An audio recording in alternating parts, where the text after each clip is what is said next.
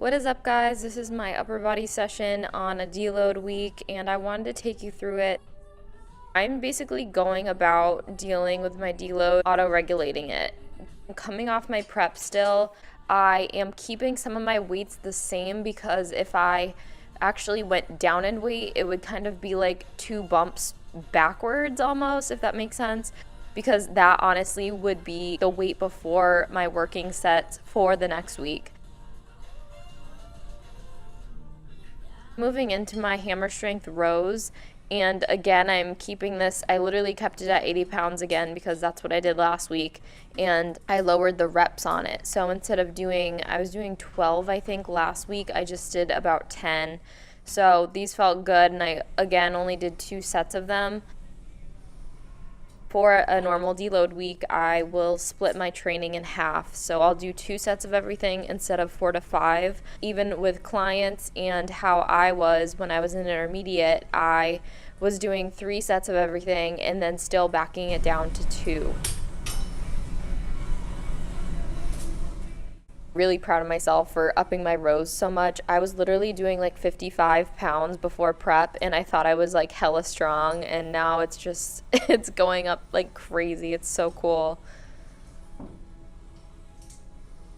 Because one side tends to overpower someone's body, I think it's important to incorporate single arm movements and also single leg movements. Kind of shows you your weaknesses in a way, which is awesome because then you can work at it. So I love doing the chest supported row because if I do have my period, as I was explaining in a previous video, it takes your low back out of it. So even if I am fatigued from deadlifts or if I have my period, either way, this movement works really well for me. So that was that. And here I'm doing pull-ups. I'm kind of out of this clip, but I put it 10 pounds lower on this one because this is just, it gets everything. It gets your chest in a way. It's a very compound movement, and I lowered the weight for it because I didn't want to be too fatigued, but I paused at the top, really got a good stretch out of this, and made sure not to go crazy because my back was already fried. Not from this session, from previous sessions. When I keep my back extremely tight when I do squats to keep my form in check, it really does, I can feel it the next day. I don't know if anyone else gets this, but I think that because I stay really tight that it actually makes me sore. So I did my pull-ups, and then we're moving on to lateral raises. So you've seen me with the kettlebell do those.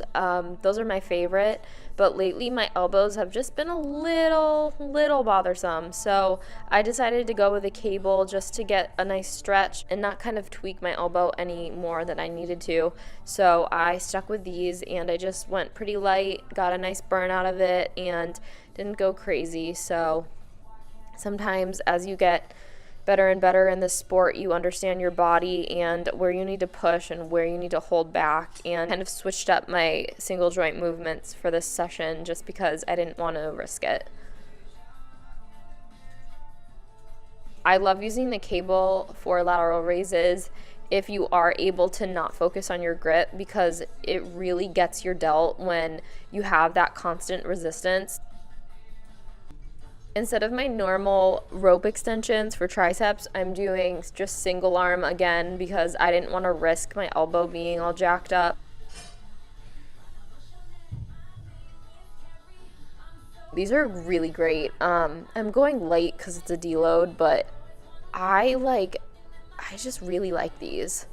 I think these are really great too when you are a little achy, because it's just your tricep. Like, you can do the tricep machine that like my gym has, and if yours has it, it's when you sit on it and you kind of just dip. That's awesome, but when you have elbow pain a little bit, I feel better to do cable work because that constant tension, you can just drop it instead of a heavy machine where it's kind of hard to get in a good position.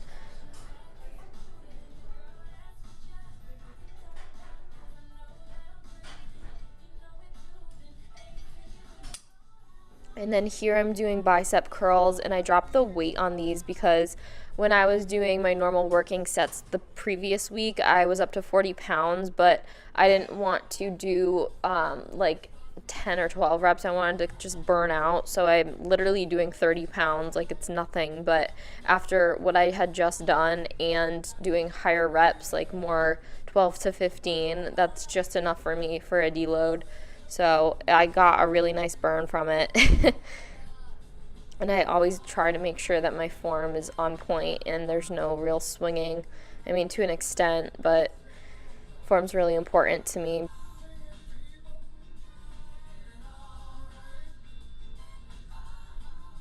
So yeah, I hope you enjoyed this voiceover, and let me know if you have any questions.